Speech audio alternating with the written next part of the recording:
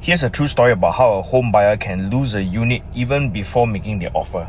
So I had a buyer who came to view a house, and then firstly they came very late, and it's not about like being polite or anything, but it's really about the first impression, right? So when you come very late, maybe the seller has already set aside time to be there, and then you're late, they will feel quite upset about that. That's number one.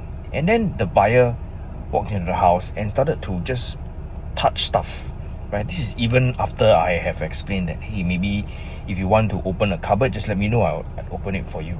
The person walk and then like open a small side cupboard or something, and that door has a small hinge that's loose, and just because they opened it, the hinge kind of came off, and then it becomes a weird situation where now the seller maybe has to deal with it because this hinge like came off.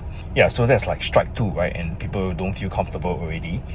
And then the third thing is, after viewing the whole house, the buyer can say something like, oh, I really like your house, but I noticed that you require extension. I noticed that the house has some things falling apart. So because of that, I think your asking price is too high. I want to negotiate to this price. And here's the thing, that is all happening in front of the seller in their house. So the moment I start to hear that going in that direction, I say, hey, maybe we should just continue the conversation outside, right? But the person still wants to continue saying all this in front of the seller, I believe, maybe on purpose. So that is not the best idea. That's strike three, right? Because firstly, you come late, and then you touch stuff without permission, and then the third thing is you haggle on price in front of the seller. All of these just puts together not a great impression.